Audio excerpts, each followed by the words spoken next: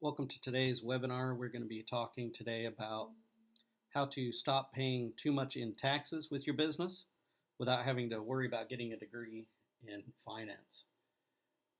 Tax savings is really about learning how to lower your overall net effective tax rate. You do this through educational deductions and other deductions from your business. Any sort of investments that you're making into the systems, processes, business itself, materials, all of these things are potential deductions, but only if you're set up properly. As a personal filing under the IRS tax code, you are very limited in some of these deductions that you can take. The business version of the IRS tax code opens up dozens of new potential deductions for you, so it's important you're set up correctly to take advantage of those. You need to learn how to track them. Obviously, just having the ability to have deductions is no good if you don't have a way to actually turn it in at the end of the year. So we're going to talk to you how to do this without having to really put in a lot of your own time.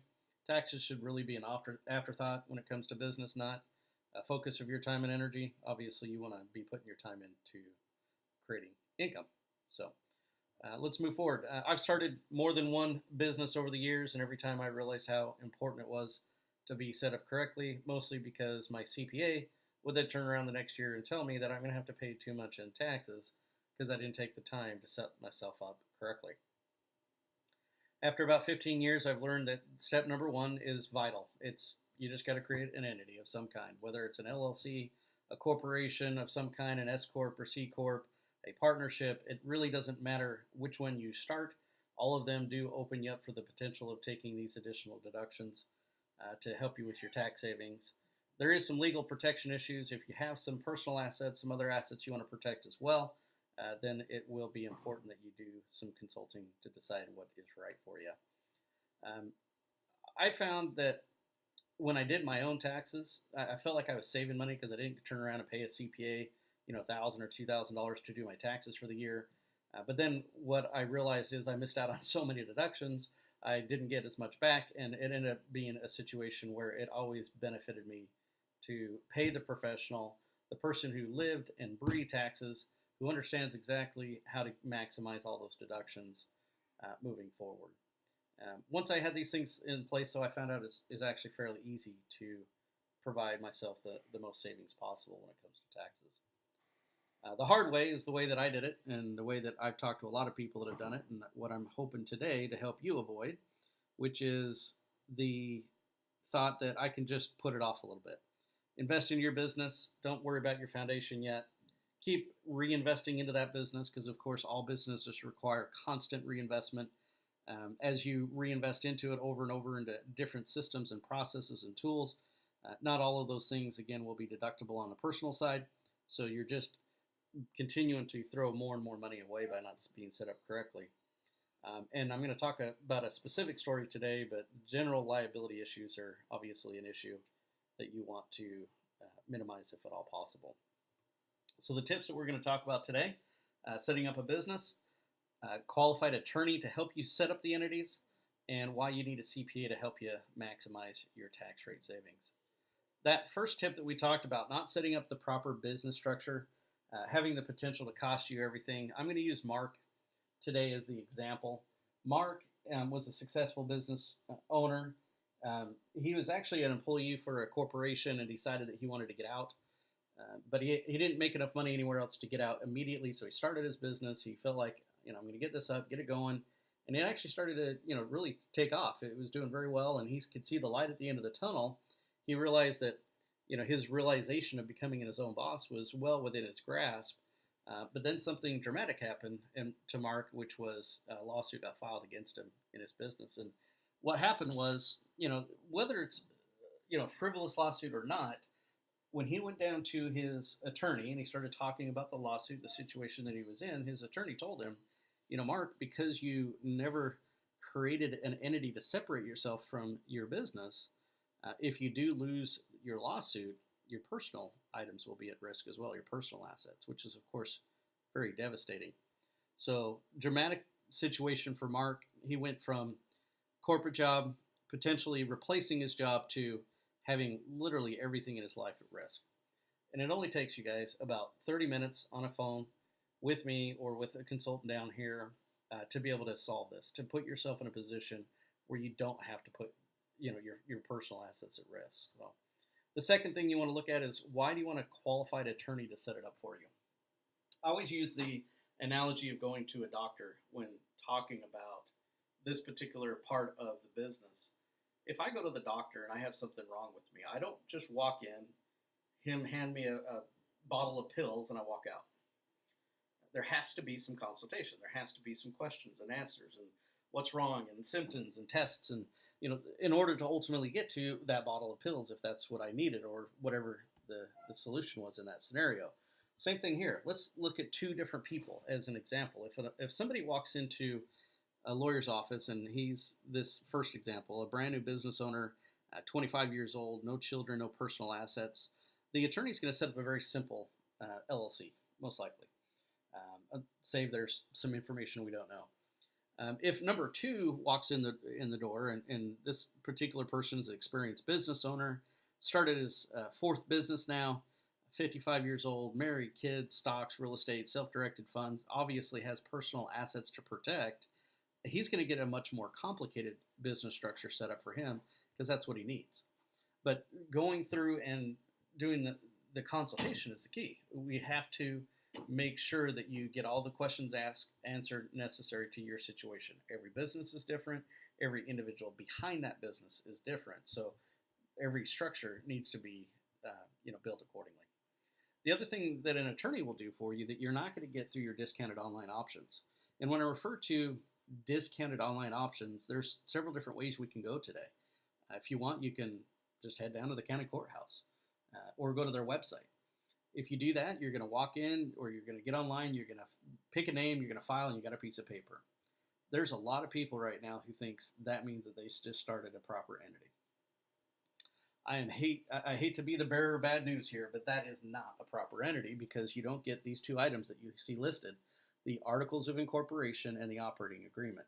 These are two vital documents for you to be able to help you build and grow your business.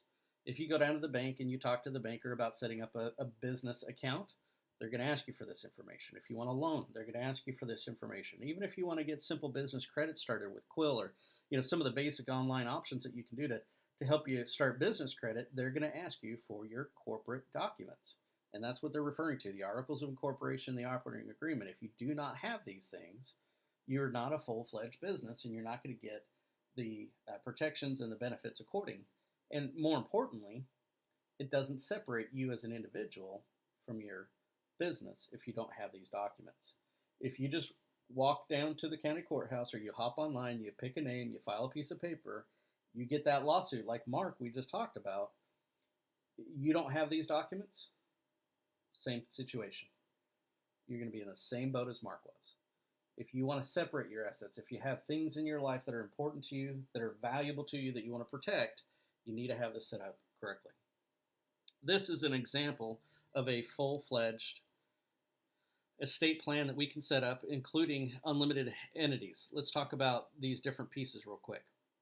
This blue box at the top, it says Family Living Trust. This is part of an estate plan. If you're the gentleman that's very similar to example number 2, and you have yourself, personal assets, family life, stocks, investments, other things that you want to protect, you create your family trust. Underneath the family trust, you create a management corporation. It's where you house a lot of your cash flow, and then the individual assets will be separated. So your business, if you have real estate notes or rentals or other stock investments, and we could go on and on, there could be 20 or 30 LLCs at the bottom here. It wouldn't change anything, but it is important that you understand that there is a layered structure that is available for someone in this situation. Now, this is just an example. Everybody's exact structure will be different, but if you invest with us, you allow us to go out there and create these for you. We can create any structure that you need, and it will not adjust your cost at all. I'll get into that here in just a minute. This would be kind of a middle of the road type of setup where we drop the estate plan, we drop all the documents that are included in the estate plan, we just focus on the management corporation and the individual LLCs. This would be for somebody who maybe already has an estate plan but knows they need the entities, or someone that's just not quite ready for the estate plan. Maybe they just don't have a lot of personal assets to protect, but their business is growing. They do have that liability issue that they want make sure that they don't commingle everything. Or maybe you're just beginning. Maybe you're a brand new entrepreneur, have no real assets to protect, no need, no value in doing that right now. But you do see a lot of benefit in the tax savings. You realize if I could write off my expenses year by year, get more back, that would be an immediate influx into my business. Let me just set up a simple LLC. We can do the simple.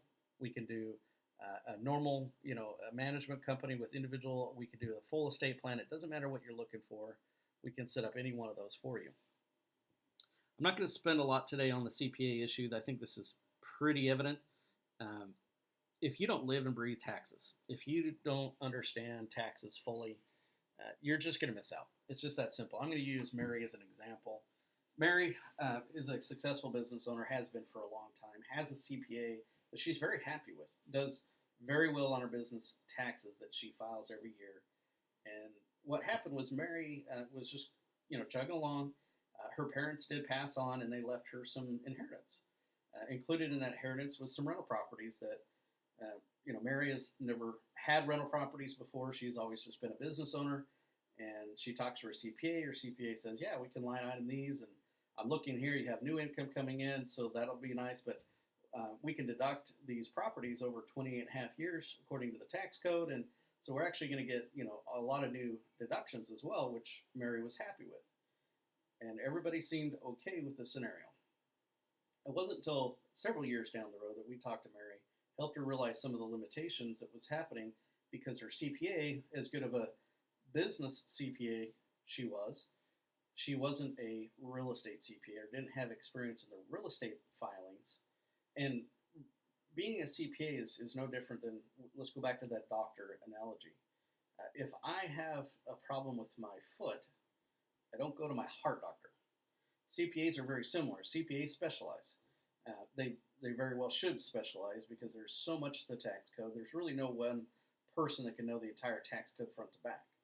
So what happened was, as we sat down and we looked at these 10 inheritance properties that she had, and we realized that they weren't depreciating assets inside the property. That was another option that most CPAs just aren't aware of if they're not filing business or real estate filings all the time. We could deduct the HVAC, the hot water heaters, the individual assets inside of the property 5, 10 times sometimes in that same 28 and a half years, as opposed to just one time. Because of that, there's thousands and thousands of dollars of additional tax savings that Mary was just missing out on every year. And we all know how the IRS works. If you're paying too much to the IRS, they're going to be fine with that. If you're not paying enough, they're going to come back and demand you pay immediately. So even though Mary filed every year, she seemed happy, the IRS was taking and moving on, she was literally losing thousands and thousands of dollars a year just simply because she wasn't educated and neither was her CPA. So we're going to make sure that we get you in touch with the proper professionals that can help you maximize your deductions given your business structure. So let's go back over the tips again. We need to set up a proper entity structure. We need to have a qualified attorney set them up for you. We need to have a qualified CPA to help you file, and then you can enjoy savings every single year. Going back to this complicated structure, this is again for the well-established business owner, the upper management, well-paid professional, somebody that's earning a high income. I'm guessing that's not everybody on this webinar here today. But if it is you, we would like to help you understand the value in what you're getting. With an estate plan, you need to make sure that you're getting durables, powers of attorney, last will and testament, living will, healthcare directives, asset transfer documents, bill of sale. I'll explain all these individual documents when we're on the consultation, but all of these are necessary to set up a proper estate plan. Why would you need an estate plan? What is valuable to setting up an estate plan as opposed to maybe just a simple last will and testament? When you pass on, what's going to happen is your items or anything that you have that's an asset is going to go into probate. Even if you have a last will and testament, it goes into probate. The only way to keep your assets out of probate is to have a proper estate plan with a living trust set up. That's it. It's the only option that the government allows you right now to avoid probate. Well, why avoid probate? What's the big deal? Well, probate is a massive, massive tax to the estate. Generally, probate can either swallow up the entire estate or take a large percentage of it, much larger than what most people realize. I've seen people losing 30, 40, 50, 60% of their estate, even when they have a very large estate. Probate is something you absolutely want to avoid if you have assets to protect. Um, Unlimited entities. Why do we mention unlimited? What's the purpose behind that? It's very simple. Whatever structure you need today is not the same structure you're going to need in 5 years, 10 years, 20 years down the road. It's going to change. If you have a business, it lives and breathes just like anything else. It grows, expands, it changes, and if you don't adapt along with it, you're going to be stuck in an archaic structure that may or may not be good for you down the road. So what we're going to tell you is we'll set up whatever you need today, and it doesn't matter if that requires one entity, five entities, 10 entities, 100 entities. It doesn't matter. There is no number. It's literally unlimited. Whatever entities that you need, we'll set them up for you. We'll get them created, and next year, or 5 years from now, or 10 years from now, it doesn't matter when your situation adapts or changes, and you have a need for a change in your entity structure. You just call us up. We do a consultation. We change whatever entities need to be changed, or add whatever entities need to be added, and you can do that literally for life. So the value of these things is well over $30,000. Just the estate plan alone. If you walk down, you go to an estate attorney, you talk to them about your situation, you tell them you want to create an estate. Generally, they're going to charge you 15, 20 grand just for that alone. That does not include the entities. It does not include anything else that we're talking about here today. And we're going to be offering this for the low price of $7,600. This is a minimal investment into a business that you're wanting to protect. When you look at all the costs and investments and insurances and fees and everything else that you've invested in your business so far, if you want to protect those things, then this is the setup that you're going to get. Now, knowing that not everybody is in this situation, we can make some changes. We have two other choices. We can drop the estate plan, do the unlimited entities, or we can just start with a simple LLC. Now, if we're going to start with an LLC, I'm going to teach you today how we can grow that in an unlimited plan very quickly without you having to incur a lot of that cost up front. So for the unlimited entities, if we again just drop the estate plan, we're going to be basically taking $4,000 off the total investment. Okay, you're still going to get unlimited entities, unlimited follow-up down the road, just having a little less cost now. If you've already set up your estate plan or you just don't have a need for it right now, this will minimize your investment. Or if you just want to start with $1,000 today, you can create one entity. But the advantage to this is if you start here, it's not like you're having to continue to pay thousands and thousands of dollars down the road as you create more and more entities. We can get you into the unlimited package very simply.